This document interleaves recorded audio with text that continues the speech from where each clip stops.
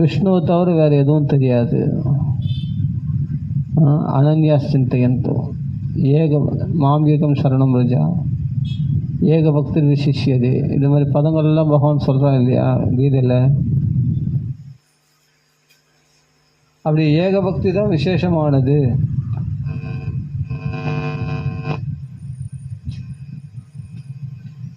அப்படின்னு சொல்கிறான் இல்லையா பகவான்.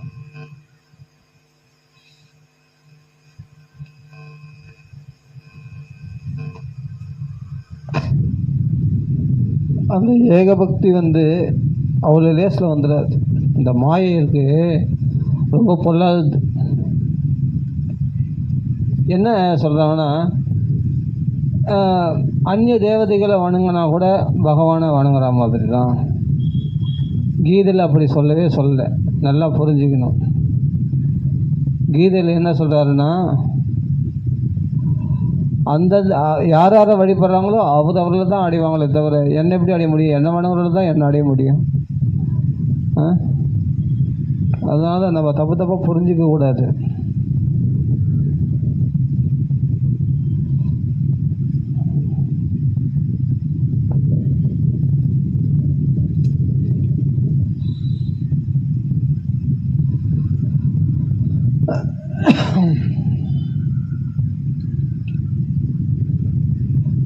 தேஷாம் ஞானி நித்தியுக்தா ஏக பக்தி விசிஷ்யது. ஞானினா பகவானை பற்றி தத்துவ ஞானம், கிருஷ்ண பக்தியோடு கூடிய ஞானம் தான் இங்கே ஞானிகள் ஏற்றுக்கொள்ளப்படுகிறது. பக்தி இல்லாத ஞானம் வரட்டு வேறு. அவர்கள் ஜிக்ஞாஸ் ஞானத்தை முழுமையாக பெறவில்லை என்ற அர்த்தம். ஞானத்துடைய பூரணத்துவம் பக்தியோடு கூடிய ஞானம் தான் பூரணத்துவம் பெற்றது என்று சாஸ்திரமெல்லாம் தீர்மானமாக சொல்லப்படுகிறது. சிஷ்டஸ்ய சுக்தஸ்ய ச புத்தி தத்தையோ அவிச்சுத அர்த்தா கவிபிர் நிரூபித எதுத்தம ஸ்லோக குணானுவர்ணனம். இது பாகவத்தில் வரக்கூடிய ஸ்லோகங்கள். நீ யாகம் பண்ணாலும் சரி, வேத பாராயணம் பண்ணாலும் சரி, சிஷ்டஸ்ய சுக்தஸ்ய புத்தி, அதாவது ஞானத்தை விசாரம் பண்ணாலும் சரி, ஞானத்தை அடைஞ்சாலும் சரி, தத்தையோ நிறைய தான தர்மங்கள் பண்ணாலும் சரி, அதனுடைய நழுவாத பலன் என்னென்னா கிருஷ்ண குணங்களை பற்றி வர்ணிப்பது. கிருஷ்ண குணங்களை வர்ணித்து அதில் பக்தி செய்வது தான் நோக்கம். அதுதான் முழுமையான பலனாக. இத்தனை ஞான விசாரம் பண்ணது எல்லாத்துடைய நோக்கம் என்னென்னா, கிருஷ்ண குணங்களை வர்ணிப்பதற்கு நீ தயாராகிட்டேன்னு சொன்னால் உன்னுடைய சாதனைகள் எல்லாம் பர்ஃபெக்ட் அப்படின்னு நம்ம தெரிஞ்சுக்கணும். சதுர்விதா பஜந்தேமாம் ஜனா சுக்ரிதினா அர்ஜுனா புண்ணியாத்மாக்கள் சுக்ரிதினகா, துஷ்கிருதினா பாபாத்மாக்கள், துஷ்ட செயல்களை செய்தவர்கள் துஷ்கிருதினா. அவர்களால் பகவானை வழிபட முடியாது. சுக்ரிதின புண்ணியாத்மாக்களால் தான் பகவானை வழிபட முடியும். அவர்கள் யார்? பகவான்கள் எப்படி வராங்க? சில பேர் கஷ்டத்தோடு வராங்க, சில பேர் பொருள் தேவைப்படுது அத்தியாவசிய தேவைக்காக. அந்த பொருள் தேவை திருட போகாமல் பகவான்களை சேர்ந்தவனே அவன் எவ்வளோ உதாராக, அவன் பெருமை படைத்தவன் தான். ஆர்த்தி கஷ்டம் வந்துச்சுன்னு சொல்கிறதுனால மற்றவங்களை கஷ்டப்படுத்தாமல் பகவான்கள் தன் கஷ்டத்தை தெரிவிச்சிருந்தானே, அவன் மற்றவங்களுக்கு கஷ்டத்தை சொல்லி என்ன பிரயோஜனம்? நம்ம எதிர ஐயோ அப்படி நடந்துச்சேன்னுவாங்க, பின்னாடி போனால் பரிகாசம் பண்ணுவாங்க. அதனால் மற்றவங்களும் நம்ம கஷ்டத்தை சொல்லி குழப்பின்னு இருக்கக்கூடாது. நம்ம கஷ்டத்தை சொன்னால் ஒருத்தர் கேட்டு அதுக்கு தீர்வு கொடுப்பவர்கள் யாரோ அவரிடத்துல தான் சொல்லணும். நம்ம கஷ்டத்தை சொன்னால் பிரயோஜனம் உண்டா? அந்த கஷ்டத்தை சொன்னால் ஒருத்தரிடத்துல சொன்னால் அது பிரயோஜனம். நம்ம என்னென்னா ஏதோ புலம்பிட்டு இருப்போம், ஏதோ சொல்லணும் நம்மளுக்கு தெரிஞ்சவங்க அப்படின்றதுனால சொல்லணும்னு நினைக்கிறோம். ஆனால் அவங்களால பார்த்தா கஷ்டத்தை போக்கவே முடியாது, நிச்சயமாக நல்லா தெரியும். ஆனால் அது சொல்கிறதுனால மனோபாரம் குறையுதுன்னு சொல்லிட்டு நம்ம சொல்கிறோம். அந்த பாரத்தை நீங்கள் கிருஷ்ண இடத்துல இறக்கிக்கலாமே.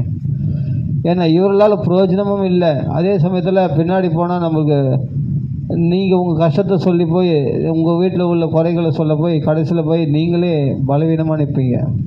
நாளைக்கு ஒரு நாள் அவர்களே நீ அன்றைக்கி உன்னுடைய நிலைமை என்னான்னு எனக்கு தெரியும் அப்படின்னு சொல்லி நம்மளே குத்தி காட்டுவாங்க.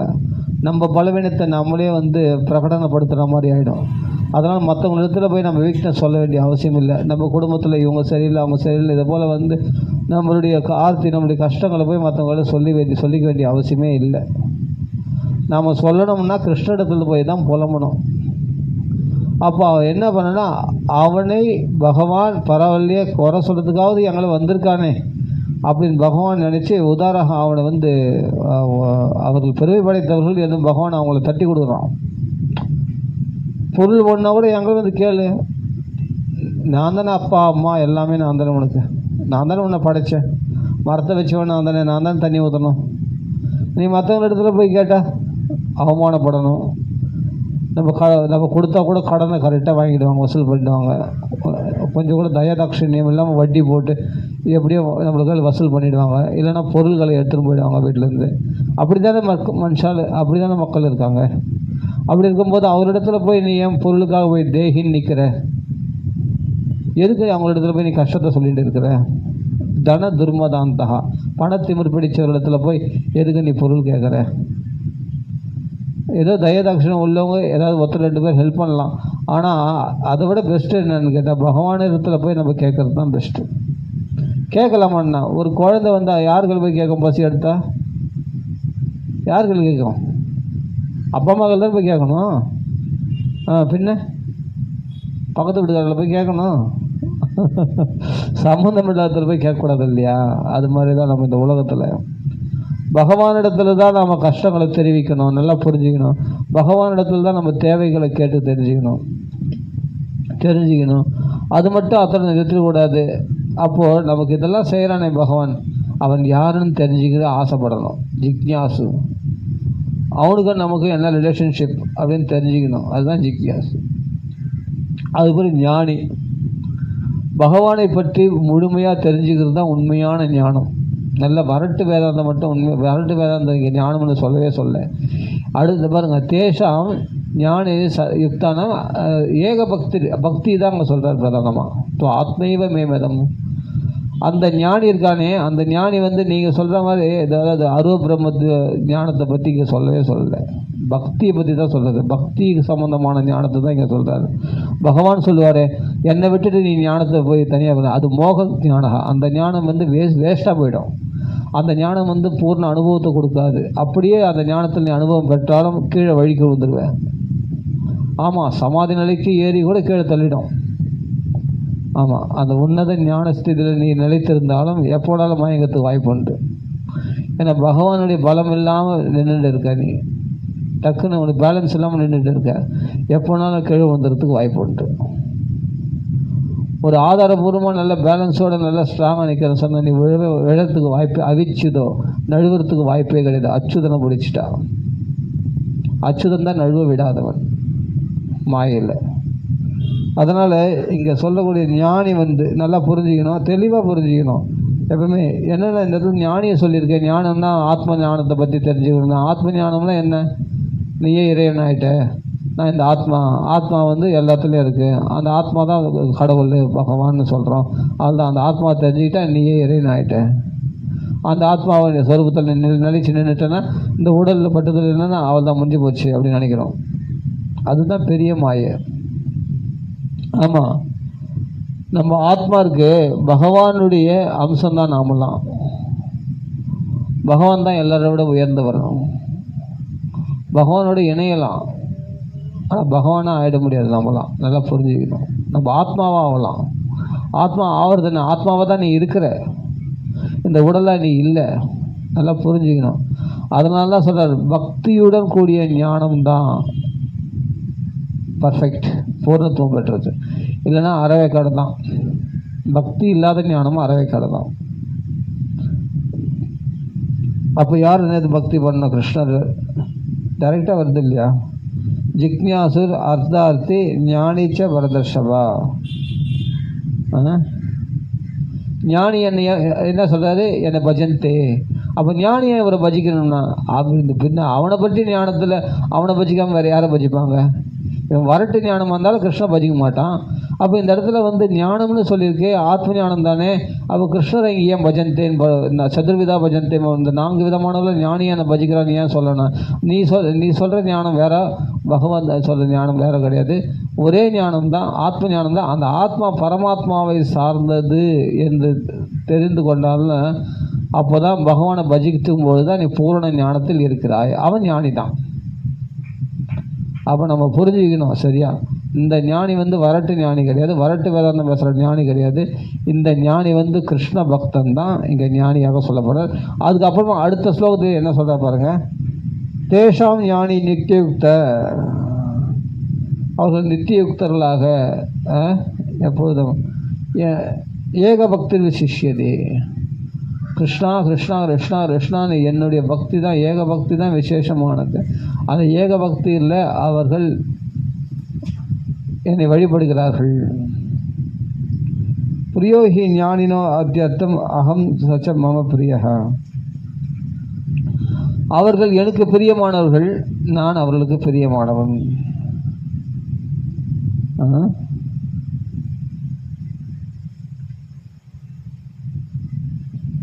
அதில் ஞானி யாருன்னா பூரண ஞானத்தில் என்னை பற்றி முழுமையாக தெரிந்து கொண்டு இருக்கிறது தான் ஞானம். இங்கே கிருஷ்ணனை பற்றி பூர்ணமாக அறிந்து கொண்டு அந்த ஆத்மா, நம்மளுடைய ஆத்மா என்ன, பகவான் நம்மளுக்கு என்ன ரிலேஷன்ஷிப்பு, அதை பற்றி பகவான் எப்படிப்பட்டவன், பகவானுடைய குணங்கள் என்ன, இதை பற்றி அறியக்கூடிய அறிவு தான் உண்மையான ஞானம்.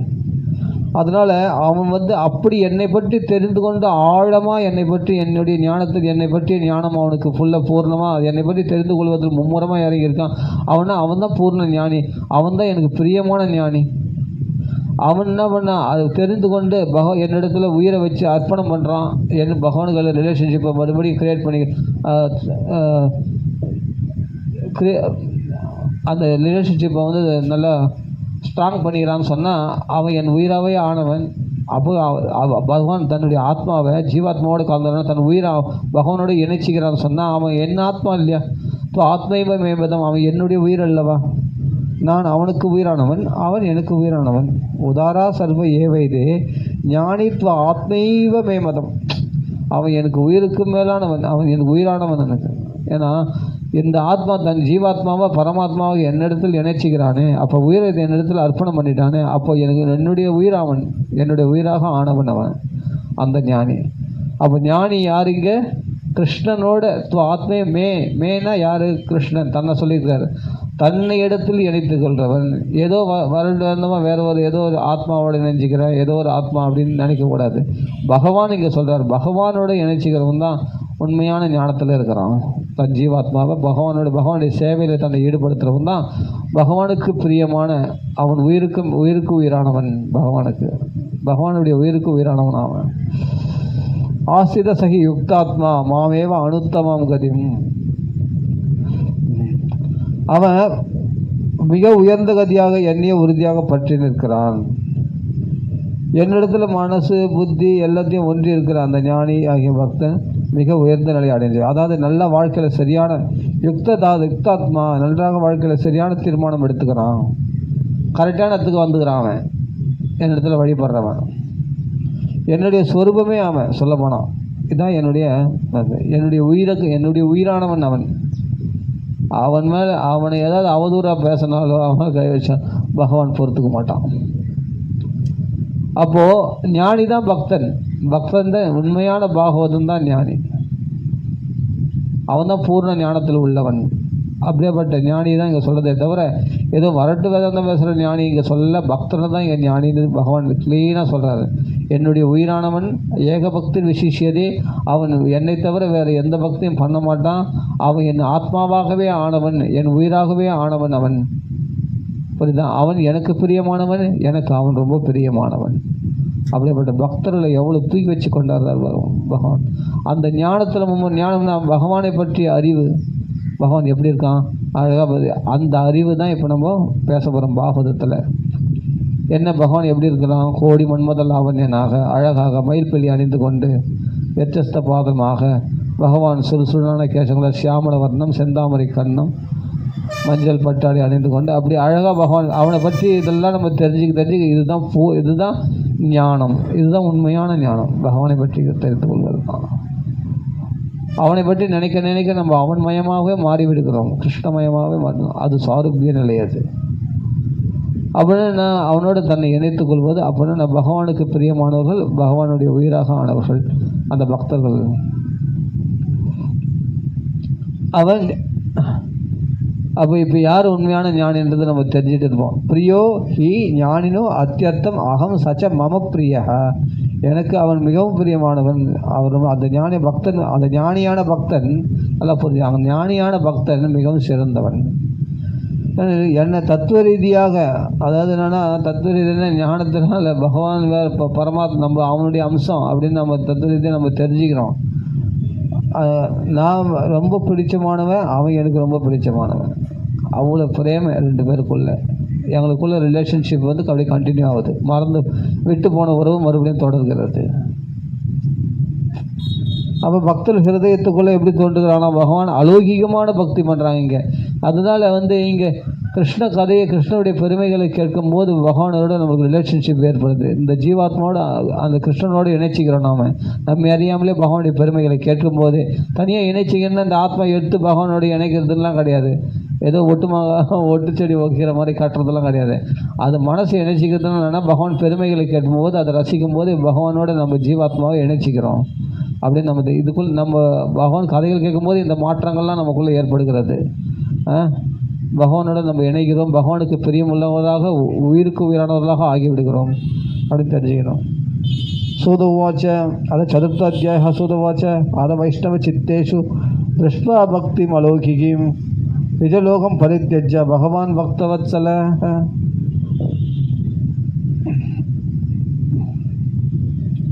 இப்படி விஷ்ணு பக்தர்கள், வைஷ்ணவர்கள், யாரெல்லாம் விஷ்ணு பக்தி பண்ணுறாங்களோ அவங்கெல்லாம் வைஷ்ணவர்கள் தான். இதுக்கு தனியாக வந்து நாம் சடங்கு சம்பிரதாயம்லாம் பண்ணணும் அவசியம் இல்லை. மனசில் விஷ்ணு பக்தி இல்லாமல் நீ என்ன சடங்கு சம்பிரதாயம் பண்ணி நீ என்ன வைஷ்ணவன்? சும்மா சடங்கு சம்பிரதாயம் மட்டும் பண்ணிவிட்டு நான் வைஷ்ணவன் ஆகிட்டேன் அப்படின்னு சொன்னால் அது வைஷ்ணவ தன்மை ஆகாது. மனசில் விஷ்ணு பக்தி யார் இருக்குதோ பூர்ணமாக, மனசில் பகவானை விட்டு நீங்காமல் இருக்கிறானோ, இல்லை பகவான் அவன் ஹிருதயத்தை விட்டு நீங்காமல், அவன் தான் உண்மையான வைஷ்ணவன். அதுதான் இங்கே சொல்கிறார். அதை வைஷ்ணவ சித்தேஷு, சித்தத்துக்குள்ளே புகுந்திருக்கிறானே, அதே சமயத்தில் பலனை எதிர்பார்க்க அலௌகிகமான ஒரு சௌக்கியத்தை அனுபவிச்சுட்டு இருக்கிறானே அந்த கிருஷ்ண கதையில், அவர்கள் தான் உண்மையான வைஷ்ணவர்கள். அந்த வைஷ்ணவருடைய சித்தத்தில் தான் நாம் சொல்கிறது என்னென்னா, வெளிப்புறமாக பட்டுவிட நாமம் போட்டுக்கலாம், எல்லாம் பண்ணிடலாம், ஆனால் உள்ளுக்குள்ளே பார்த்தா ஒரே கபடு குப்பைகள் இருக்குது. பேசினா வாயை திறந்தால் ஒரே பௌதிகமான வார்த்தைகள். பகவானை பார்த்து ஒரு பேச்சு கூட கிடையாது, சுத்தமாக கிடையாது ஒரு பேச்சு கூட. அவரில் வைஷ்ணவர்லாம் கிடையாது. ஆனால் எந்த வித ஆடம்பரம் கிடையாது, ஒன்றும் கிடையாது. அழுக்கடைந்த உடலோடு இருக்கிறான், அழுக்கடைந்த வேஷ்டியோடு இருக்கிறான், சட்டோடு இருக்கிறான். ஆனால் அவன் வாயை திறந்தா கிருஷ்ணனை பற்றி பிரேமையாக அப்படி வருஷிக்கிறான். அப்படின்னா அவன் தான் வைஷ்ணவன். அவன் தான் வைஷ்ணவன். சித்தத்தில் பகவான் இருக்கணும், ஹிருதயத்தில் இருக்கணும் பகவான் ஹிருதயபூர்வமாக. வெளிப்புறமாக வேஷத்தினால வைஷ்ணவ வேஷம் போகிறதுனால வைஷ்ணவ கிடையாது. இங்கே சொல்கிறாரு அதுதான். அதை வைஷ்ணவ சித்தேஷு திருஷ்வா பக்திம், நல்லா பாருங்கள் வார்த்தை பாருங்கள், திருஷ்வா பக்திம், அந்த பக்தி நல்லா தெரியுது அவன் ஹிருதயத்தில் இருக்கிறது. அலௌகிகமான பக்தி இருக்குது. அலௌகிகம், லோகியம்லாம் லோகத்து பிரகாரமான பக்தி, அதாவது பலனை எதிர்பார்க்குற பக்தி இல்லை. நிறைய பலனை எதிர்பார்க்க பௌதிகமான விஷயமே மனசில் இல்லையா. அலௌகிகம்னா வாயை திறந்தால் கிருஷ்ணனை பற்றி தான் பேசுகிறான். அவன் கிருஷ்ண ஸ்வரூபமாகவே மாறிட்டவன். அவன் கிருஷ்ண கதைகள்லேயே அப்படியே மூழ்கி இருக்கிறவன். அந்த ஹிருதயத்துக்குள்ளே கிருஷ்ணனும் தன் கிருஷ்ணன் ஸ்வரூபத்தை தியானம் பண்ணிதான். அதே சமயத்தில் கிருஷ்ணனுடைய மகிமைகளை கேட்குற அந்த காது நிறைய கிருஷ்ண கதை, வாய் நிறைய கிருஷ்ணனுடைய கதை, மனசு நிறைய கிருஷ்ண ஸ்வரூபத்தையே தியானம் பண்ணிட்டு இருக்கிறான். அது அலௌகி, இது இந்த லோகத்திலே இல்லாமல் அலௌகிகமானவன். அவன் வைகுண்டவாசி. அவன்லாம் அப்படியேப்பட்ட வைஷ்ணவன் யாருன்னா வைகுண்டவாசி அவன். அப்படியேப்பட்ட ஹிருதயத்துக்குள்ளே தான் பகவான் தெரிய ஆரம்பிப்பான். எப்படி ஆவிர்வாவம் ஆவதான் பாருங்கள். நிஜலோகம் பரித்யஜ பகவான் பக்தவத்சலா, பக்தர்களிடத்தில் உள்ள பிரேமை. அதான் இப்போ நான் படித்தேன் இல்லையா. அகம் சச்ச மம பிரியா பிரியோகி ஞானினோ அர்த்தம் அகம் சச்ச மம பிரியா, நான் அவர்களுக்கு பிரியமானவர்கள், அவர்கள் எனக்கு பிரியமானவர்கள். அப்படியேப்பட்ட எனக்கு பிரியமான அந்த பக்தர்கள் பக்த விதத்தில் அதிகமான வாத்சல்யம் கொண்ட அப்படி பிரியமானவர்களாகி அந்த பக்தர்கள் ஹிருதயத்துக்குள்ளே பகவான் என்ன பண்ணுறான்னா தன் நிஜலோகமாகிய வைகுண்டத்தை கூட விட்டுட்டு கோலோகத்தை விட விட்டுட்டு அந்த பக்தன் ஹிருதயத்துக்குள்ளே பகவான் பிரவேசிக்கின்றானா.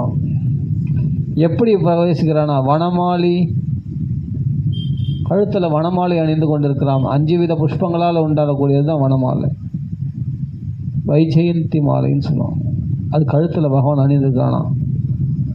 மரத்தில் பூக்கக்கூடிய புஷ்பங்கள், நிலத்தில் பூக்கக்கூடிய புஷ்பங்கள், தண்ணீரில் பூக்கக்கூடிய புஷ்பங்கள், கொடியில் பூக்கக்கூடிய புஷ்பங்கள், செடியில் பூக்கக்கூடிய இந்த 5 விதமான புஷ்பங்களால் கோர்க்கப்பட்டது. தண்ணீரில் பூக்கக்கூடிய தாமரை, மரத்தில் பூக்கக்கூடிய புஷ்பங்கள்லாம் இருக்குது, கொடியில் பூக்கக்கூடிய புஷ்பங்கள், செடியில் பூக்கக்கூடிய புஷ்பங்கள், மல்லிகை, மாலதி, இது மாதிரிலாம் இல்லையா. கொடியில் மல்லிகை இருக்குது, செடியில் மல்லிகை இருக்குது, மாலதி இருக்குது, தண்ணியில் தாமரை இருக்குது, அல்லி இருக்குது, மரத்தில் பூக்குறது நந்தியாவத்தம் புஷ்பங்கள்லாம் இருக்குது. இது மாதிரி பூமியில் விளையிற புஷ்பங்களும் உண்டாம். அது மாதிரி 5 விதமான புஷ்பங்களால் அலங்கரிக்கப்பட்டது தான் வனமாலை, வைஜெயந்தி மாலைன்னு சொல்லுவோம். அது கழுத்தில் அழகாக அணிந்திருக்கிறானா. பக்தர்களால் சமர்ப்பிக்கப்பட்ட துளசி மாலை, வனமாலை எல்லாமே. வனம்னா காடு இல்லை, காட்டில் உள்ள புஷ்பங்களால் சூட்டப்பட்ட மாலை பகவான் கழுத்தில் அணிந்திருக்கிறானா. அந்த மாலை தானே சூடி கொடுத்த சுடர்கொடியால் ஆண்டாள் போட்ட மாலை. ஆண்டாள் அந்த மாலையை தன் கழுத்தில் போட்ட பகவான் ஏற்றுக்கொள்கிறானா.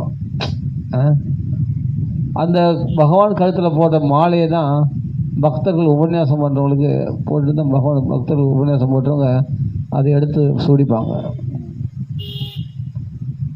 அது பிரசாதம். உத்தவர் அப்படி தான் அணிஞ்சு போகிறான். பகவானுக்கு போட்ட மாலை எடுத்து தான் போட்டு போகிறான். அவரும் அவருக்கு புது மாலை. அந்த பழைய மாலை கூட வாடாது, அது அப்படியே புதுசாக இருக்கும். அதை எடுத்து உத்தவர் உடுத்திருப்பாரான். அவர் உடுத்தி கலந்த உடைகள் தான் எடுத்து உத்தவர் அணிஞ்சு போகிறான். அவர் சாப்பிட்ட மிச்சம் உச்சிஷ்டத்தை தான் பிரசாதமாக உத்தவர் எடுத்துக்கொள்வாராம். கிருஷ்ணன் போட்டது தான். அப்படியேப்பட்ட இந்த வனமாலை யாருக்கு போய் சேரணும்? உத்தவருக்கு போய் சேரும். அப்படி கழுத்தில் வனமாலை. கணஷ்யாமகா, கணஷ்யாம அப்படின்னா பிராவரர் கணஷ்யாமகா, அதாவது மேகம் போல வண்ணமுடையவன். அதுனா கணம் சியாம, ரொம்ப கனமாக இருக்குமா அந்த சியாமம்.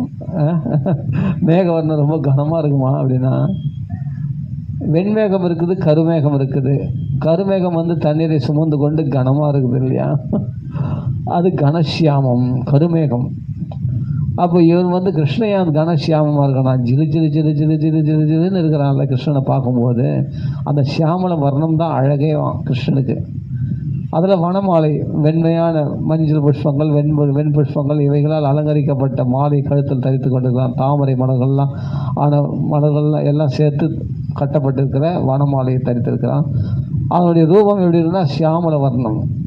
அது மாதிரி, அதாவது என்னென்னா கணசியாமகா, மேகவண்ணன் சொல்லுவாங்க, மணிவண்ணன். மேக நிறத்தில் வண்ணம் உடையவனாம் பகவான். அது ஏன் மேகம்னா, கருணை மழையை கொட்டுன்னு கூட்டிகிட்டு போகிறான் பக்தர்களுக்கு. அதனால் ஜிலு ஜிலு ஜில்னு அந்த மேகம் வந்தால் எப்படி ஒரு குளிர்ச்சியான காற்று ஜில்லுன்னு அடிக்கும். கிருஷ்ணன் வந்துட்டான்றது அதுதான் அடையாளம்.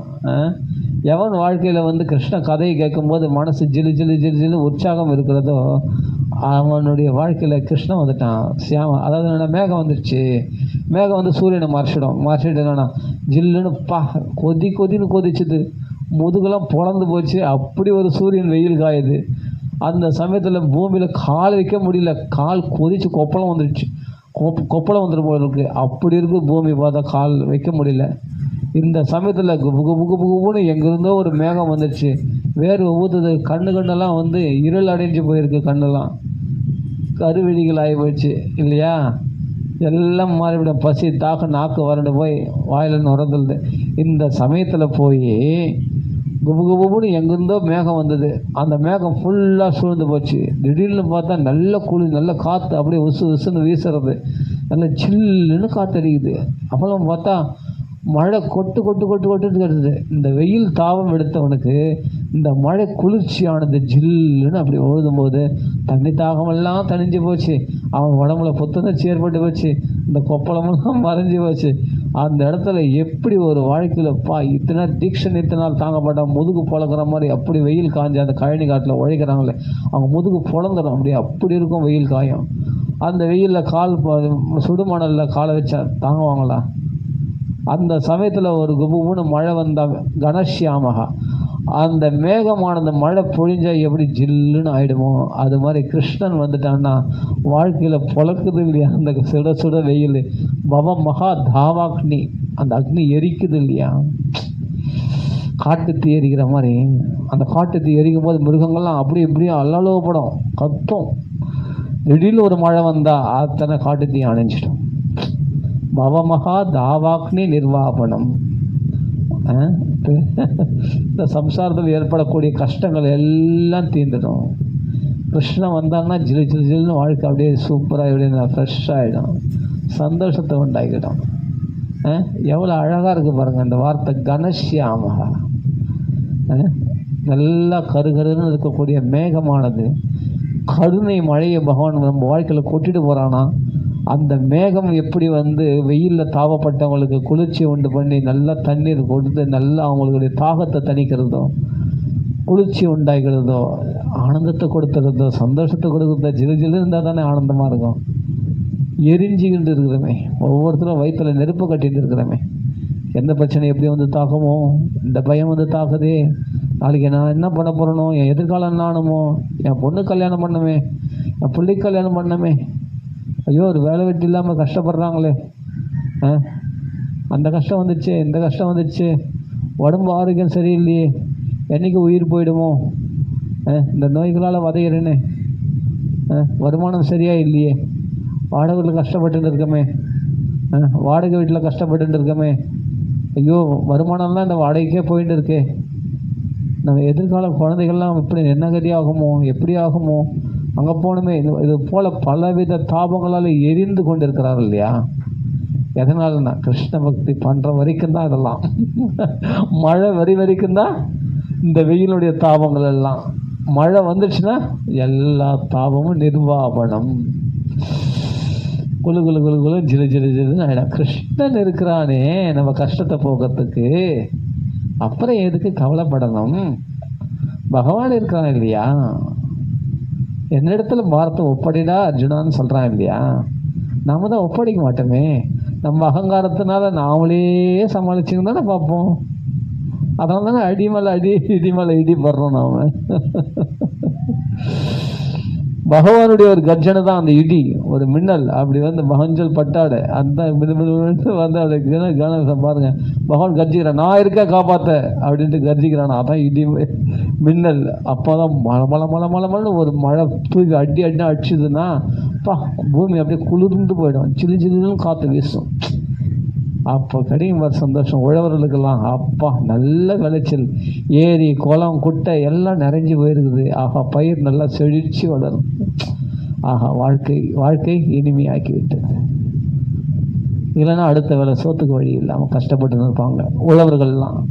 ஆனால் இன்றைக்கி என்னன்னா ஜிலு ஜிலு ஜிலு நல்ல மகசூல், நல்ல விளைச்சல், நிறைய தானியங்கள் வந்துருக்கு, மூட்டை மூட்டையாக நல்ல விளைச்சல், நல்ல வியாபாரம், சந்தோஷம். வாழ்க்கையில் தண்ணிக்கு குறைச்சலே இல்லை. ஏற்ற அரைச்சி நீர் பாய்ச்சி நல்லா அருமையாக வயல்கள்லாம் நல்லா பாய்ச்சி அருமையாக நல்லா செழிச்சிருந்தா எப்படி இருக்கும் உழவர்களுக்கு. அது மாதிரி நம்ம வாழ்க்கையில் கிருஷ்ணன் வந்துட்டான்னு சொன்னால் இனிமேல் எதுக்கும் கவலைப்பட வேண்டியதில்லை. அவனுடைய பொறுப்பு அவ்வளோதான்.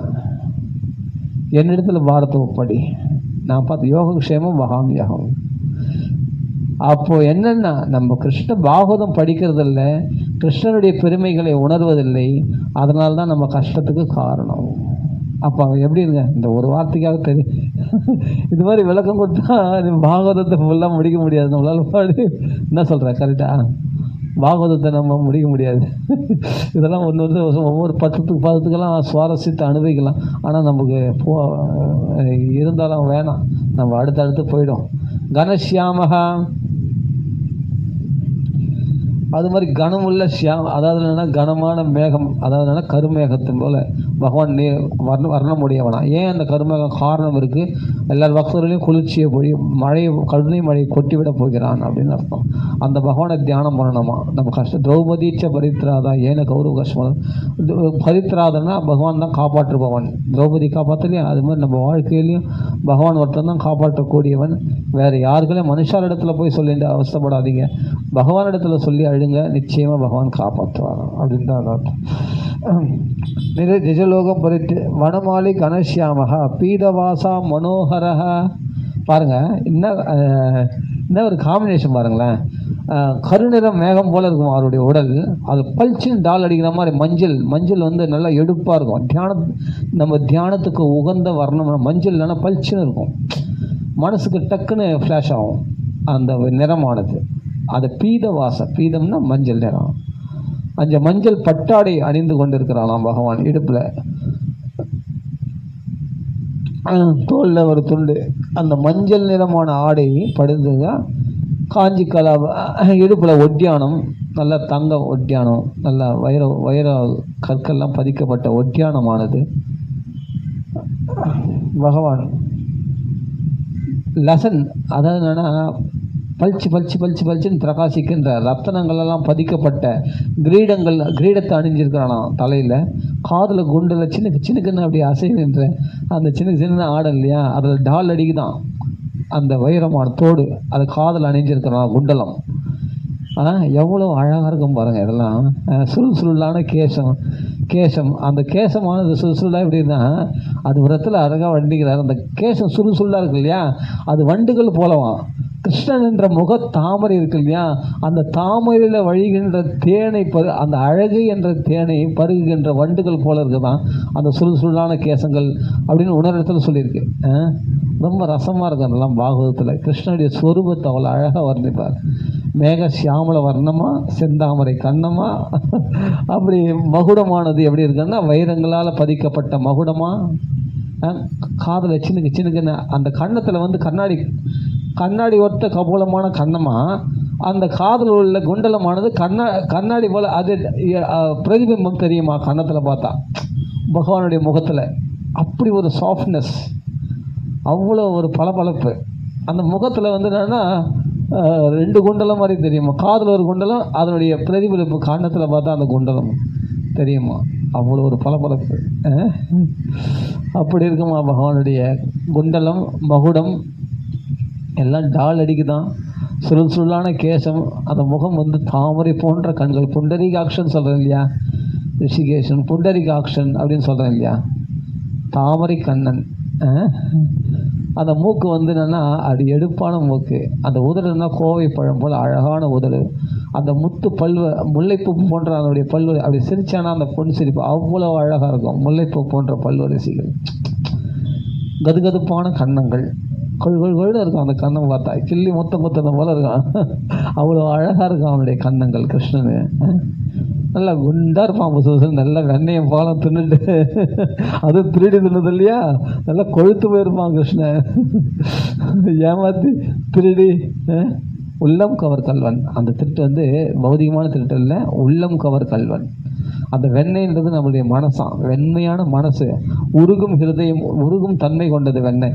அந்த உருகும் ஹிருதயத்தில் உள்ள அந்த தூய பக்தருடைய ஹிருதயத்தை பகவான் கொள்ளை கொள்கிறானா. அந்த வெண்ணெயை சாப்பிட்டு நல்லா குண்டாக இருக்கிறானா பகவான். அந்த பக்தின்ற நம்ம கையில் பகவான் குண்டாக இருக்கணும், புஷ்டியாக இருக்கணும். ஒல்லியான கிருஷ்ணனே இருக்கக்கூடாது. நம்ம கையில் கிருஷ்ணன் வந்தால் சந்தோஷமாக இருக்கணும், நல்லா குண்டாக இருக்கணும். அப்படி கிருஷ்ணனை ஹிருதயத்துக்குள்ளே அப்படி குண்டாகி நம்ம பார்க்கணும். கதுகதுப்பான கண்ணங்களாம், கொள்கொள்னு இருக்கானா பகவான். சுருளான கேசமா, மகுடங்கள்லாம் மகுடம் அணிந்திருக்கிறான். அந்த மகுடத்தில் பார்த்தா ரத்தனங்கள்லாம் பதிக்கப்பட்டு டால் அடிக்குதான், கலராக அப்படி டால் அடிக்குதான். கழுத்தில் கௌஸ்தவ ரத்தனம் அப்படி பிரகாசிக்குதான் சூரியன் போல. காதில் பார்த்தா சின்னுக்குன்னு அசைகின்ற அந்த குண்டலமா, அது அசைகிற மாதிரி இருந்தாலும் நல்லாயிருக்கும். ஏன்னா கன்னத்தில் வந்து அப்படி அந்த ஒளி பிரகாசம் கன்னத்தில் பிரதிபம்பம் தெரியும் இல்லையா, அது கண்ணாடி மாதிரி இருக்கு இல்லையா, அதில் அசையும் போது ரொம்ப அழகாக இருக்கும் பார்க்கறதுக்கு. பகவான் இப்படி பிரகாசிக்கிறானா. அவன் கருநிறத்தில் இருந்தாலும் அந்த டால்னால முகம் அப்படி ஒரு பிரகாசமாக இருக்கும், அழகாக இருக்கான் பார்க்கறதுக்கு, அழகானது. அது ரொம்ப கருப்பு இல்லை, அதாவது மேகம் மேக நிறத்தை போல் அழகான கண்கள், கண்ணம் பிரதேசம் உடையவன், ரொம்ப அழகாக இருக்கும். அந்த நீல சியாமல வர்ணன் இல்லையா கிருஷ்ணன், அவ்வளோ அழகாக இருக்கும். அப்படி பீதவாசம் எப்படின்னா மனசை கொள்ளக்கூடிய அழகாக அவன். திரிபுவன கமனம்னு பீஷ்மர் வர்ணிக்கிறார் இல்லையா, 3 லோகமும் சொக்கி போச்சான் கிருஷ்ணனுடைய அழகை பார்த்து. சியாமல வர்ணம் தான், அந்த சியாமல வர்ணத்தில் அவ்வளோ அழகாக கொட்டி வச்சிருக்கான பகவான். எப்படின்னா கோடி மன்மத லாவண்யா, ஒரு மன்மத கண்டே மயங்கிடுறாங்க, ரதி மயங்கிட்டா. அந்த ரதியை அவ்வளோ அழகானவள், அவளே மன்மதங்க மயங்குறா. அப்படின்னா கோடி மன்மதம் ஒன்றா சேர்ந்தா பா. நம்ம ஏதோ அழகுன்னு சொல்கிறோம் உலகத்தில், அந்த அழகெல்லாம் இந்த கிருஷ்ணனுடைய அழகனுடைய ஒரு அம்சத்துக்கூட இதாகாது. அந்த அழகெல்லாம் எங்கேருந்து வந்ததுன்னா கிருஷ்ண இடத்துலேருந்து வந்த அழகு தான். அத்தனையும் ஒரு பெண் அழகாக இருக்கா, ஒரு ஆண் அழகாக இருக்கான்னா எதனாலன்னா கிருஷ்ணன் அழகாக இருக்கிறதுனால தான். கிருஷ்ண இடத்துலேருந்து ஒரே ஒரு புலி, ஒரு பொறி, ஒரு பருக்கு, அந்த அழகு தான் ஆஹா ஓஹோன்றோம். ஒரு பெண்ணை பார்த்தா அவ்வளோ அழகாக இருக்கான்னு, அது கிருஷ்ண இடத்துல வந்த ஒரே ஒரு சின்ன பொறி, ஒரே ஒரு அம்சம், அவ்வளோதான். அதுவே அவ்வளோ அழகாக இருக்குது. அப்போ டைரெக்டாக கிருஷ்ணனை பார்த்தா எப்படி இருக்கணும், கோடி மன்மதலாவண்யா, அப்படி ஹிருதயத்துக்குள்ளே அப்படி கிருஷ்ணன் தெரியவானா. அதில் மனசை பறி கொடுத்து எடுக்க முடியுமா? ஒரு சின்ன பெண்ணை பார்த்தே அழகை பார்த்து மயங்கிடுறானே ஒருத்தன், இல்லை ஒரு ஆடவனை பார்த்து பெண் மயங்கிடுறாளே அவன் அழகை பார்த்து. ஆனால் ஒன்றுமே இல்லாத, அதுவும் ரத்த மாம்சம் நிறைஞ்சிருக்கிற எலும்பும் தோலும் இருக்கக்கூடிய இந்த உடலை பார்த்து அழகுன்னு சொல்லிட்டு மயங்கிறானே. இந்த அழகை கொடுத்தவனாகிய பகவான் கோடி மன்மத லாவண்யனாச்சு. அப்போ அந்த ஆணோ பெண்ணோ கிருஷ்ணத்தில் மயங்காமல் என்ன பண்ணுவாங்க? அப்படி ஒரு அழகு பகவான்.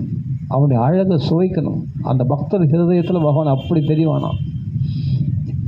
அங்கே கதை கேட்குற அத்தனை ஹிருதயத்தில் பகவான் தெரிஞ்சானா கோடி மன்மத லாவண்யத்தில். த்ரீபங்க லலிதாரு கௌஸ்துபேன விராஜிதா.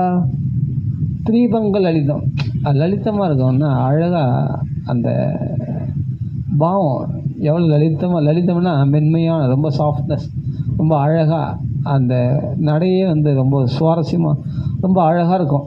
சிம்பிளாக சொல்ல போனால் அந்த கால் அழகாக வித்தியாசத்தை பார்த்தோன்னா, ஒரு காலை இன்னொரு காலில் மாற்றி போட்டு நின்று கொண்டு இருக்கிறான். இடுப்பை ஒரு பக்கம் வளைச்சிட்டு இருக்கிறான், கழுத்தை ஒரு பக்கம் சாய்ச்சிட்டு இருக்கிறான். இந்த 3 வளைவுகள் கொண்ட அந்த த்ரீபங்க லலிதம், அதுவும் லலிதமாக நின்று கொண்டு இருக்கிறான் பார்க்குறதுக்கு. கையில் மதுரோ முரளிதரகா, மதுரமாக வேணுகானம் பாடிண்டு அந்த புல்லாங்குழல் ஏந்திருக்கிற கை கரங்களாம் பகவான்.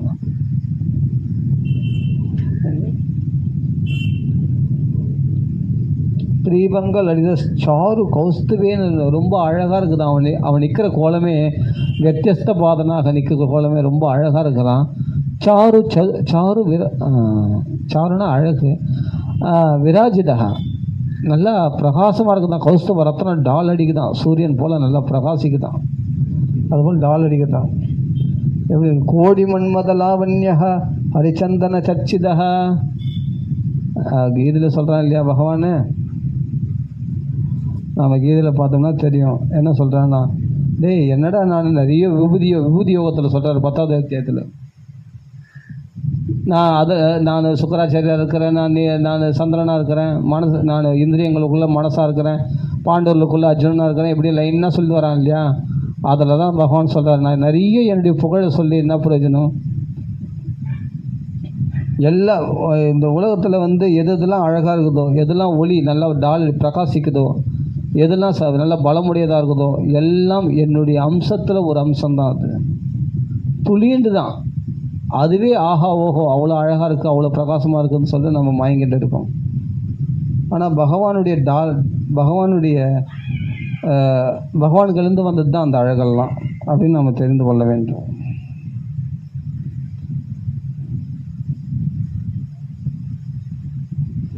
யத்யத் விபூதிம் மத் சத்வம் ஸ்ரீமத் ஊர்ஜிதம் ஏவவா.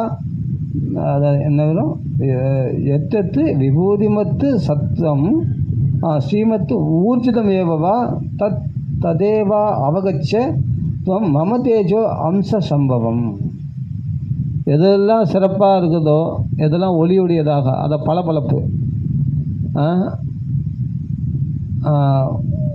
நம்ம தோல் ஷைனிங்கு, ஒரு பெண்ணுடைய தோல் ஷைனிங்கு, ஒரு ஆணுடைய தோல் ஷைனிங்கு, ஆணை பார்த்து பெண்ணு மயங்கலாம், பெண்ணெலாம் பார்த்து ஆணு மயங்கலாம். இந்த ஷைனிங்லாம் எங்கேருந்து வந்ததுன்னா கிருஷ்ண இடத்துலேருந்து வந்தது தானா.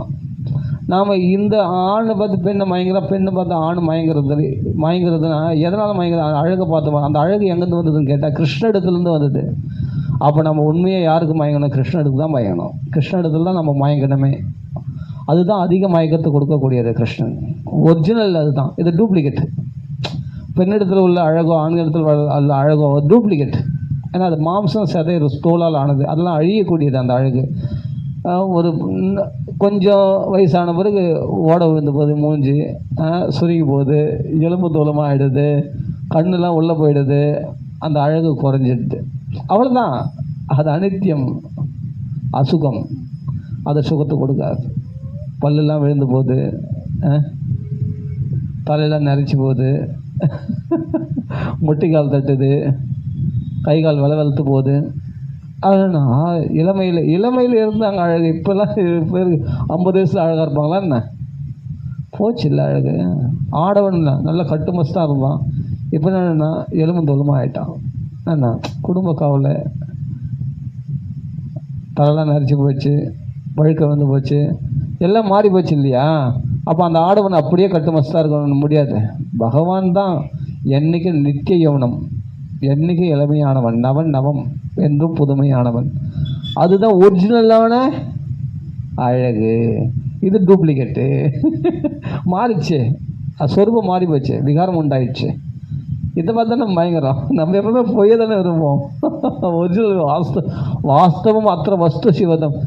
சிவதம் அது மங்களத்தை உண்டு பண்ணக்கூடிய வாஸ்தவமான ஒரிஜினல் நம்ம என்றைக்குமே வேத்தியம் தெரிஞ்சுக்கிறது இல்லையே. பொய்யை தெரிஞ்சுக்க தானே ஆசைப்படுறோம்.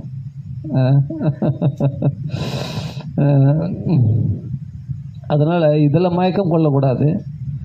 பகவான் தான் ஒரிஜினல். கோடி மன்மத லாவண்யப்பா, ஒன்றா ரெண்டா கோடி மன்மதன் ஒன்றா சேர்ந்தா எவ்வளோ அழகு இருக்கும். நம்மளாம் அதெல்லாம் கற்பனைகளோட மனசுக்கு எட்டாத விஷயம் இதெல்லாம். அந்த பக்தியில் ஒருத்தன் சிறந்து விளங்கிட்டான்னு சொன்னால் அவன் ஹிருதயத்தில் அது பகவான். நம்ம தியானத்தினால பகவானை பிடிச்சிட முடியாது. நம்ம கற்பனைக்கு அவனுடைய அழகு எட்டிடாது. நம்ம கற்பனைக்கு ஓரளவுக்கு தான் நம்ம கற்பனை பண்ணி இவ்வளோ அழகாக இருப்பானோ இவ்வளோ அழகாக இருப்பானோ நம்ம பார்த்த வஸ்துக்களை வச்சு பகவானை இவ்வளோ அழகாக இருப்பான்னு சொல்லிட்டு ஒரு படத்தை பார்த்து நம்ம தியானம் பண்ணுவோம். ஆனால் அது ஒரிஜினல் ஆகாது. அது சாதனைக்கு உதவும்.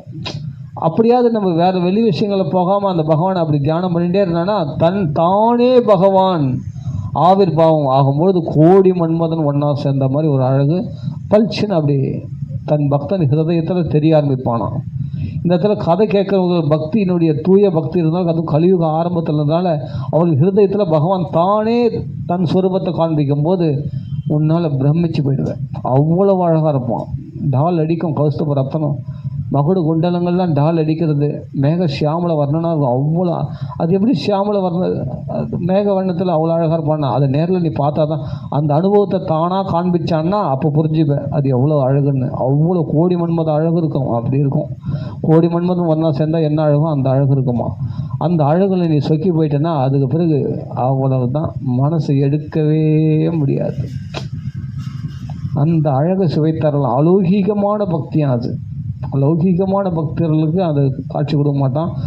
எப்படி கிருஷ்ண பக்தியில் இந்த பாகவதம் கேட்கறதுனால பாகவதம் கதையில் அப்படி மக்னமான உடனே அவர்களுக்கு தானாக பகவான் நிஜலோகம் பரித்தேஜ தன்னுடைய வைகுண்டத்தை கூட விட்டு கோலத்தை விட்டு அந்த ஹிருதயத்துக்குள்ளே பகவானே, அதான் சொல்கிறேனே, இவன் எட்டி பிடிச்சான்னா தன் கற்பனைக்கு ஓரளவு தான் எட்டும். அவனாக காட்சி கொடுக்கும்போது இவன் கற்பனைக்கு அப்பாற்பட்ட விஷயமா இருக்கும் அது. அப்போ அவனுடைய அனுபவமானது எப்படி இருக்குன்னு சொன்னால் பகவானா தன்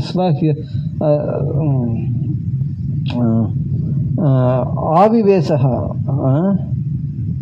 அந்த பக்தர் மேலே உள்ள கருணையினால் தன் ஸ்வரூபத்தை அப்படி காட்டி கொடுக்குறானா அந்த பக்தன் ஹிருதயத்துக்குள்ளே. அப்போ அவனாக தோன்றும் போது நான் பிரமிச்சு போயிடுவேன். பா இப்படியேப்பட்ட அழகா பா அப்படின்னா அவன் ஒரிஜினல் ஸ்வரூபத்தை காண்பிச்சிடுவான். காண்பிக்கும் போது அவனால் ஆனந்தத்தை தாங்க முடியாது. அப்படி ஒரு பிரேமையை உண்டாகிடும். அப்படியேப்பட்ட காஞ்சி கலாபருச்சிரோ லசன்முகுட குண்டலா திரிபங்கலிதாரு கௌஸ்துவேன விராஜிதா கோடி மன்மத லாவண்ய ஹரிச்சந்தன சச்சிதா 5 விதமான சந்தனங்களால் பூசப்பட்ட திருமேனியாம். அந்த சியாமலை வர்ணத்துக்கு ஏற்ற மாதிரி 5 சந்தனங்களால் பூசப்பட்ட திருமேனி. மஞ்சள் பட்டாடை, சந்தனம் மஞ்சளாக இருக்கும், ரொம்ப அழகாக இருக்கும் பார்க்கறதுக்கு. பகவான் அப்படி பிரகாசிக்கிறானா. பரமானந்த சின்மூர்த்தி மதுரோ முரளிதரக, மதுரமாக வேணுகானம் அந்த புல்லாங்குழல் இசைச்சிண்டு அழகாக அப்படி ஆசையை உடம்பு ஆசை போட்டுக்கொண்டு பக்தர்கள் ஹிருதயத்தில் கூட ஆடிக்கொண்டே அப்படியே புல்லாங்குழல் இசைத்து கொண்டு அந்த திரிபங்கள் எழுதின பகவான் அந்த வெச்சஸ்த பாதனம் நின்று கொண்டு தலையை ஆட்டிக்கொண்டு அந்த புல்லாங்குழல் ஊதிக்கொண்டு அப்படி பக்தர்கள் ஹிருதயத்தில் அங்கே கதை கேட்ட அத்தனை பேர் ஹிருதயத்துலேயும் பகவான் வந்துட்டானா. ஏன்னா பக்தி வந்துட்டா இல்லையா, பக்தி இருக்கிற இடத்துல பகவான் வந்துடுவான். பக்தி ஞான வைராகியம் எல்லாரும் ஹிருதயத்து வைஷ்ணவ மானசானி நிரந்தரம் சொல்கிறாரு. நிரந்தரமாக வைஷ்ணவ மனசில் தங்கிட்டோடனே கிருஷ்ணன் வந்து சர்வதாத விகாய எல்லா வைகுண்டத்தும் கோலோகத்தில் எல்லாத்தையும் ஜால்சின்னு யாரை கட்டிட்டு அந்த பக்தன் ஹிருதயத்தில் வந்து இப்படி கோடி மன்மத லாவண்யனா காட்சி கொடுக்குறானா. என்ன ஒரு அனுபவம் பாருங்கள். இதெல்லாம் படிச்சுட்டோம்னா உண்மையில சொல்ல இதெல்லாம் புஸ்தகத்தில் இதெல்லாம் படிக்கிற விஷயம் இல்லைங்க, இதெல்லாம் அனுபவிக்கிற விஷயம். இதெல்லாம் அனுபவத்தை கொடுக்க முடியுமான்னா பாருங்கள், அந்த மாகாத்மியத்தில் எவ்வளோ அனுபவம் இருக்குது பாருங்கள். ஒவ்வொரு விஷயத்தையும் நம்ம இதெல்லாம் அனுபவிக்கணும். இதெல்லாம் சும்மா ஏதோ ஏனத்தானெல்லாம் படிக்கக்கூடாது. பாகவதம் என்ன அருமையாக இருக்குது பாருங்கள். பரமானந்த சின்மூர்த்தி அறிவால் சின்மூர்த்தினா அறிவு வடிவமாகும். அதாவது நம்ம மனசில் தெரிகிறான பகவான் அறிவில் அனுபவிக்கக்கூடிய அந்த அறிவு வடிவமாக, அந்த அறிவில் தான் நம்ம உணர்வு மூலியமாக அனுபவிக்கக்கூடியது. இந்த உணர்வு வந்து பரமானந்த நிலையை உண்டாக்கிடுது. நமக்குள்ளே இருக்கிற உணர்வானது பரமானந்த நிலையை எட்டிவிட்டு தான். அப்படி ஒரு அறிவு வடிவத்தில் பரமானந்தத்தை உண்டாக்கக்கூடிய உணர்வு மயமாக கிருஷ்ணன் வந்து பக்தர் ஹிருதயத்தில் அந்த ஆனந்த அனுபவத்தை உண்டாக்குறானா. பரமானந்த சின்மூர்த்தி இப்படி கொடுக்குறாங்க. மதுரோ முரளிதரா ஆவிவேசஸ்வபக்தானாம் ஹிருதயான் அமலானிச்ச. பக்தி வருது வந்துன்னா சுத்தமான மனசு தான் பக்தி வரும். கிருஷ்ணன் இடத்துல மனசு ஊன்றி போனவங்க தான் மனசு சுத்தமாகும். அப்போ கிருஷ்ண தியானம் தான் பக்தி உண்டாகும். பக்தி இருந்தால் தான் கிருஷ்ணன் வந்துடலாம். அந்த மலம்னா அழுக்கு, அமலமான அந்த ஹிருதயத்துக்குள்ளே பகவான் ஆவிவேச ஸ்வபக்தானம் தன் பக்தர்களாகிய விஷ்ணு பக்தர்கள் தன்னையே கதியாக தன்னை தவிர வேறு தெய்வம் அறியாத அந்த பக்தருடைய ஹிருதயத்துக்குள்ளே பகவான் ஆவிர்பாவம் அடைகின்றான். அலௌகிகமான பக்தி அது. இந்த அனுபவத்தை கொடுக்குறானா அந்த ஹிருதயத்துக்குள்ளே. கிருஷ்ண கதையை பாகவதத்தை கேட்கறவனுடைய ஹிருதயத்துக்குள்ளே இந்த அனுபவம் ஏற்படும். உண்மையாக கேட்டால் அமலானி சுத்தமான மனசோடு கேட்கும்பொழுது, பூரண பக்தியோடு கேட்கும்போது, ஏனத்தானு கேட்டால் கூட மனசு சுத்தமாயிடும். அது கூட சுத்தமான ஹிருதயத்தில் கிருஷ்ணன் நல்ல பூர்ண அனுபவத்தோடு காட்சி கொடுக்குறான். ஆவிவேசஸ்வ பக்தானாம் ஹிருதயான் அமலானிச்ச வைகுண்டவாசினோ ஏச்ச வைஷ்ணவா உத்தவாதய தத்கதா ஸ்ரவணார்த்தம் தே கூடரூபேண சம்ஸ்திதாக. அப்படி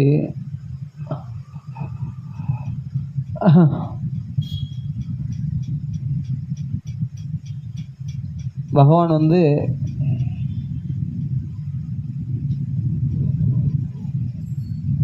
உத்தவர் முதலான வைகுண்டவாசிகள் எல்லாம் கூட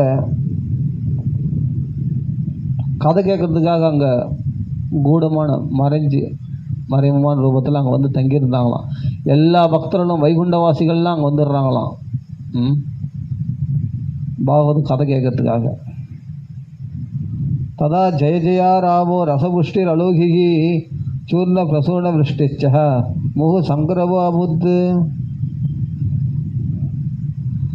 சங்க கோஷம் முழுங்கிறது தான். எங்கே பார்த்தாலும் ஜெய ஜெயா நமோ நமஹா நமோ நமஹா. ஆஹா, இருதயத்தில் பகவான் தெரியானே. கிருஷ்ணா உனக்கு நமகாரம், கிருஷ்ணா உனக்கு ஜெயம், கிருஷ்ணா ஜெயம், ஸ்ரீ கிருஷ்ணா ஜெயம் ஜெயம் ஜெயம் ஜெயம், உனக்கு ஜெயம் உண்டாகட்டும், ஸ்ரீ கிருஷ்ண ஜெயம், ஸ்ரீ கிருஷ்ணா ஜெயம் அப்படின்றாங்க. எங்கே பார்த்தாலும் அப்போ சங்கம் நாதத்தை பக்தரெல்லாம் வழங்குகிறார்கள்லாம். அப்படி ஒரு மங்களகரமான ஒலிகள்லாம் அங்கே பிரகாசிக்கிறது தான். அங்கே ஆகாசத்துலேருந்து பூ மாதிரி பொழிகிறார்கள்லாம். அந்த சபையை அந்த சபையில் இல்லை கோலாகலம். அந்த கிருஷ்ண பக்தியில் எல்லாம் ஹிருதயத்துக்குள்ளே கிருஷ்ணன் தெரிய ஆரம்பிக்கிறான். பாகவத மேளா நடக்கிறது, பாகவத பெருமைகள் பண்ணுறோன்னே கேகாத்மா வீட்டை சரியாக பூட்டு வந்தோமா, பசங்களாம் நல்லா பசங்க எங்கன்னா வீட்டில் இருக்காங்களா, எங்கன்னா வெளியே போய் விட்டாங்களா, எங்கன்னா விளையாட போயிட்டாங்களா, சரியாக ஸ்கூல் விட்டு கரெக்டாக வந்து வீட்டில் இருக்காங்களா, இல்லாட்டி எங்கன்னா விளையாட போயிட்டாங்க, இந்த கவனமே இல்லையா. கேகாத்மா விஸ்மிருதிக்கு ஐயோ அடுத்த வேளை சாப்பாட்டுக்கு என்ன பண்ணுறது அப்படின்னு தேகத்தை பற்றி கவலைப்படுறதும், வீட்டை பற்றி கவலைப்படுறதும், யாருன்னா விருந்தாளி வந்திருக்காங்களா, வீட்டை சரியாக போட்டணுமா போட்டலையா, அது மாதிரி கேஸ் ஆஃப் பண்ணணுமா இல்லையா, இந்த நினைப்பே இல்லையா. கேஸில் சரியாக எப்போவும் ஆஃப் பண்ணிட்டு தான் கரெக்டாக தான் வருவோம். ஆனால் அதுக்காக கேஸ்லாம் ஆன் பண்ணிட்டு தான் வரக்கூடாது, நல்லா ஆஃப் பண்ணிட்டு தான் வரணும். அதுன்னு சொல்கிறேன். நம்ம லைட்லாம் ஆஃப் பண்ணோமா, ஃபேன்லாம் அப்படியே விட்டு வந்துட்டோமா, டிவி போட்டு விட்டு வந்துட்டோமா, நம்ம அதெல்லாம் அதை பற்றி வீட்டை பற்றி நினைவே இல்லையா. தேக கேகாத்ம விஸ்மிருதி, அதுதான் கிருஷ்ண கதையினுடைய மகிமை. அவ்வளோ சீக்கிரத்தில் இந்த உடல் மேலே உள்ள பற்றுதலையோ வீட்டை பற்றி நினைவையோ விட்டுட முடியுமா? நீ தியானம்தான் பண்ண தியானம்தான், சும்மா பண்ணி வரேன், உட்காந்து தியானம் பண்ண. எவ்வளோ மனசு அடக்கறியோ அவ்வளோ சஞ்சலமிகி மன கிருஷ்ணா திருடவத் வாயோரிவ கண, வாயு போல் காற்று அடக்கிறதோடு ரொம்ப பலமுடையது மனசு. அடிக்கடம் பார்க்கலாம், அடக்காடு தான் கொந்தளிக்கும் இன்னும், அதுக்கு நேர்மாறாக செயல்படும் மனசு. அவ்வளவு லேசில் அடங்காத மனசானது அங்கே பொட்டி பாம்பு போல் அடங்கி போச்சா. தேக கேகாத்ம விஸ்மிருதி, வீட்டை பற்றி நினைவே இல்லை. நாளைக்கு கடங்காலம் என்ன பண்ண போகிறான், அது பண்ண அந்த பயத்தில் இருந்தவன் எல்லாம் மாறி போய் மனைவி என்னானா, குழந்தைனானா, உறவினர்கள்னா, நாங்கள் சொத்து சுகம் எப்படி இருக்குது, என்ன ஆச்சு, பேங்க் பேலன்ஸ்லாம் இருக்குதா இல்லையா, எப்படியா என்ன ஆகுதோ ஏதாவது அப்படின்னு சொல்லி கவலைப்பட வேண்டிய அவசியமே இல்லை. கிருஷ்ண கதைக்கு வந்துட்டான். எல்லாத்தையும் ஒரு நிமிஷத்தில் அப்படியே எரேஸ் பண்ணிடும், ரப்பர் போட்டு அடிக்கிற மாதிரி. முன் ஜென்மத்தில் என்ன நடந்தது தெரியுமா நமக்கு? அந்த சூதிகாவாயோட தலைகீழ தள்ளும் போது 7ஆவது மாதம் வரைக்கும் கர்ப்பத்தில் வந்து நமக்கு முன் ஜென்மத்தை ஞாபகம் இருக்குமா. அது நூற்றுக்கணக்கான ஜென்மங்கள் ஞாபகம்லாம் வருமா. என்னது கலாமெல்லாம் கச்சா போச்சான்னு பல குழப்பங்களும் உண்டாயினே இருக்குமா அவனுக்கு கர்ப்பத்தில் இருக்கும்போது. மண்டியில் அவ்வளோ விஷயங்கள் ஞாபகத்துக்கு வருமா. அதுக்கப்புறம் அந்த சூதிகாவை தலைகீழ தள்ளி விடும்போது அவன் விபரீத ஞானம் உண்டாகிடுமா பிரசவம் போது. அப்போ அழ ஆரம்பித்தவன் தான் பிறந்த போது கடைசி வரைக்கும் அழுதுகிட்டே இருக்க போகிறான், வீரிட்டு அழ ஆரம்பிக்கிறான் பிறந்த போது. அப்போ தலைகீழ அந்த சூதிகா வயது கர்ப்பத்தில் தலைகீழ தள்ளும் போது எல்லாத்தையும் எரேஸ் பண்ணியது இல்லையா. முன் ஜென்மத்து ஞாபகம்லாம் மறந்து போச்சு. இப்போ அக்ஞானம் உண்டாயிடுச்சு. இப்போ பிறந்த உடனே வீரிட்டு அழ ஆரம்பிக்கிறான், போச்சு. அன்றைக்கி அழ ஆரம்பித்தவன் கடைசி வரைக்கும் அழுதுனே இருக்க போகிறான் வாழ்நாள் முழுதும் பிரச்சனைகளை நினச்சி. அதான் சொல்கிறேன், கிருஷ்ண கதையை தவிர இந்த குதூகலமோ இந்த சந்தோஷமோ இந்த தேகத்தை மறக்கிறது, குடும்பத்தை மறந்து அவ்வளோ லேசம் மறந்துட முடியுமா? கிருஷ்ண கதையில் மக்னமாயிட்டா இந்த குடும்பத்தை பற்றி தான் நினைப்புமா. இன்னும் கொஞ்சம் நேரம் அவரும் தோங்க, பஸ்ன்னு தோணாது. இன்னும் கொஞ்சம் நேரம் கிருஷ்ண கதை கேட்கலாமா, இன்னும் கொஞ்சம் நேரம் கிருஷ்ண கதை கேட்கலாமா, அப்படி தான் தோணுமா. அதேபட்ட தேக கேகாத்ம விஸ்மிருதி திருஷ்டாச்ச தன்மயாவஸ்தாம் நாரதோ வாக்கியமாக பிரவித்து தன்மயமாக கிருஷ்ணமயமாகவே மாறிட்டாங்களாம் எல்லாமே. அலோகிகோ அயம் மகிமா முனீஸ்வரா சப்தாக ஜன்யோ அத்திய விலோகிதாமயா மூடாஷடா ஏ பசுபக்ஷினோ அத்த சர்வே அபி நிஷ்பாபதமாக பவந்தி. எல்லாமே மூடர்கள் சடர்கள் எல்லாமே மக்கள் ஜீவராசிகள் எல்லாமே கிருஷ்ணமயமாக மாறிடுச்சு. எல்லாம் நிஷ்பாபம் பாவமற்றவர்களாக சுத்தமானவர்கள் ஆகிவிட்டார்களே இந்த கிருஷ்ண மகிமையை கேட்டதுனால. அலௌகிகமான பக்திக்கு தென்படுது, நல்லா பார்க்கணும். அப்போதான் சொல்றாரு, இந்த பாவத்தை போக்கக்கூடிய மகான் சொல்லப்பட்ட இந்த கதைக்கு சமமானது உலகத்தில் பூமியில் எதுவுமே கிடையாது. கதா சமானம் புவி நாஸ்தி சான்யத்து நான் அந்நியத்து, வேறு எதுவுமே கிடையாது. இந்த கதைக்கு சமமானது எதுவுமே கிடையாது உலகத்தில். இந்த கதை எல்லாத்தையும் மாற கடிச்சது, எல்லா பட்டுதலையும் விட செய்தது இந்த கதையானது. எல்லா விஷயத்திலுமான ஆசையை விட வச்சது. பூர்ண கிருஷ்ண பக்தி ஞானத்தை உண்டாகுது. ஹிருதயத்தில் சாட்சாத்காரம், கிருஷ்ண சாட்சாத்காரத்தை உண்டாகிறது. ஆஹா, இந்த சாதாரண கதைக்கு இவ்வளோ மகிமையா? அனாயாசேன தத் சர்வம் சொன்னார். தபசு யோக சமாதி எல்லாமே கை கூட்டிடும். இப்போ சமாதி நிலையில் தானே இருக்கிறாங்க கிருஷ்ண தரிசனத்தில். எல்லா பக்தர் ஹிருதயத்திலும் கிருஷ்ணன் தெரியிறானே. அப்போ சமாதி நிலையம் எற்பலம் நாஸ்தி தபசா, அந்த சமாதியினுடைய பலன் இதில் கட்சிச்சு. அந்த யோகத்தினுடைய பலன், யோகம் இந்த மனசு ஒருமுகப்படாத மனசு இப்போ ஒருமுகப்பட்டுச்சு. கிருஷ்ணன் தெரிய ஆரம்பிச்சிட்டானே, தபஸுடைய பலன் கட்சிச்சு. இங்கே அனாயாசமாக கட்சிச்சு. கொஞ்சம் கூட கஷ்டம் இல்லாமல் கிருஷ்ண கதையை காது குத்துட்டு கேட்டதுனாலே ஹிருதயத்தில் கிருஷ்ணன் தெரிய ஆரம்பிச்சிட்டானே, பூர்ண பலன் கிடைச்சிச்சு. இதை விட வேறு என்ன வேணாம்? தத் சர்வம் லபந்தே கிருஷ்ண அனுபவமானதுக்கு உண்டாகிவிட்டது. அதை பார்த்து நாரதர் ஆச்சரியப்பட்டு இந்த இது விஷயத்தை சொல்கிறார். பசு பட்சிகள்லாம் கூட இந்த பாகவத கதையினால் பெருமை பவித்திரமாகிவிட்டதே, பாவமற்றவைகளாக ஆகிவிட்டதே. நிஷ்பாவதமா பவந்தி அதொன்று லோகே மனுஷலோகத்தில் நாஸ்தி கிஞ்சித் சித்தசிய சோதாய. இந்த மனசை சுத்தம் பண்ணுறதுக்கு இந்த கலியுகத்தில் இந்த பாகவத்தை தவிர எதுவும் பவித்திரமாக்கக்கூடியது கிடையாது. சித்தசிய சோதாய கலவு பவித்திரம் அகோக வித்வம்ச கரம் ததைவ. மகான்கள்லாம் பாவத்தை போக்குறதுக்கு இந்த பாகவதத்தை தான் பரிந்துரைக்கிறார்களாம். இதை தவிர வேறு எதுவும் இந்த கதைக்கு சமமானது வேறு எதுவும் கிடையாது அப்படின்னு நாரதர் வாக்காலே இங்கே சொல்கிறார். மகான்களால் சொல்லப்பட்டது, எல்லாராலையும் சொல்லப்பட்டது. இது நாரதரும் இங்கே அதை ஒத்துக்கிறார். அவரே சொல்கிறார், கண் கூட பார்க்குறோமே, எங்கள் ஹிருதயத்திலாம் பகவான் தெரிய வச்சுட்டிங்களே. சனகாதி முனிவர்கள் சொல்லும்போது எல்லா ஹிருதயத்துலேயும் பகவான் ஆவிர்பாவம் அடைகிறானா. அதனால் இந்த கதைக்கு சமமானது எதுவும் கிடையாது, பூமி இல்லை அப்படின்னு சொல்கிறார். சரி, இன்றைக்கி இது வரையும் பார்ப்போம். மேலே இந்த அனுபவம் நாம் அனுபவிக்கலாம் அடுத்த பகுதியில்.